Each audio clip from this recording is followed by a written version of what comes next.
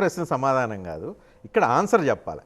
మీరు సరే ఇంతకుముందు బీజేపీ అభ్యర్థికి ఎవరు సపోర్ట్ చేశారు లేదు పక్కన పెడితే, వాళ్ళందరూ కలిసి ఒక కూటమిగా ఉన్నారు ఆంధ్రప్రదేశ్లో రాజకీయం చేస్తున్నారు. మీరు భారతీయ జనతా పార్టీకి మీరు ఓటేస్తే, ఆ అభ్యర్థికి మీరు ఓటేస్తే మీరు ఏం సమాధానం చెప్పుకుంటారు? ఆంధ్రప్రదేశ్లో మీ 40% మీకు ఓట్లు వేసిన ప్రజలకి, లేదు అనుకుంటే రేపు భవిష్యత్తులో మీకు ఏమన్నా ఓటేద్దామని ఆలోచిద్దాం అనుకునే వాళ్ళకి. మీది బీజేపీతో అంటగాగే పార్టీ అని ఇప్పుడు దాకా ఆరోపణలు ఏదైతే ఉందో అది నిజమైందా కాదా? మీరు అంటే నవ్వాలా అంటే మీరు అడిగేదానికి కాంగ్రెస్ పార్టీ అంటే ఎవరికి ఓటేయాలి? బీజేపీ పెట్టినటువంటి అభ్యర్థికి మేము ఓటేయలేదు, ఎవరికి ఓటేయాలి? ఓటేయకుండా మానేయండి. ఎవరు ఇక్కడ బీఆర్ఎస్, తెలంగాణలో బీఆర్ఎస్ ఓటేయకుండా న్యూట్రల్గా ఉంది. ఎవరి ఇష్టం వాళ్ళది. చంద్రబాబుని డబ్బులతో పట్టుకుంటే వదిలేశారు, వాళ్ళ ఇష్టం, మేము వదలం. అన్ని రాజకీయ పార్టీలు ఒక రకంగా ఎందుకుంటే మీరు చెప్పండి, ఆంధ్రప్రదేశ్ రాష్ట్రానికి కాంగ్రెస్ పార్టీ ఏమైనా చుట్టమా? శత్రువు.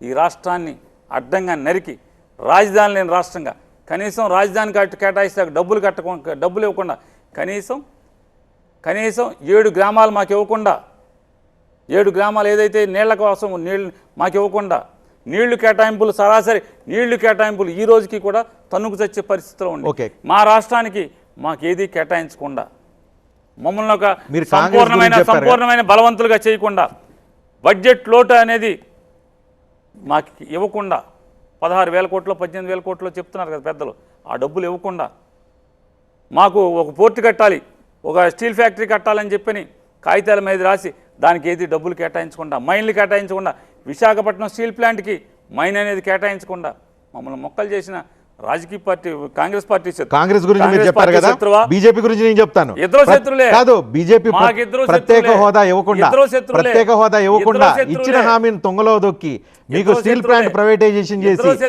పోలవరంకి అన్యాయం చేసి ఇన్ని చేసిన మీకు భారతీయ జనతా పార్టీ అభ్యర్థి ఇప్పుడు మరి ఇద్దరు శత్రువులు అయితే ఎందుకు ఓటేశారు? ఎవరండి? ఎందుకు ఓటేశారు? రాజ్నాథ్ సింగ్ అడిగారు మమ్మల్ని. అడిగితే ఓటేస్తారా? రాహుల్ గాంధీ అడిగి చూడాల్సింది కదా. రాహుల్ గాంధీ అడిగి చూడాల్సింది కదా. ఎందుకు ఫోన్ చేయడు? ఎందుకు అడగడు? ఖర్గే మీకు ఫోన్ చేశారంట. ఎవరు? ఖర్గే మీకు ఫోన్ చేశారంట కదా. ఎవరు చెప్పారు? జగన్మోహన్ రెడ్డికి ఫోన్ చేశారు. ఎప్పుడు? ఎవరు చెప్పారు? ఏమో వాళ్ళు చెప్పారు.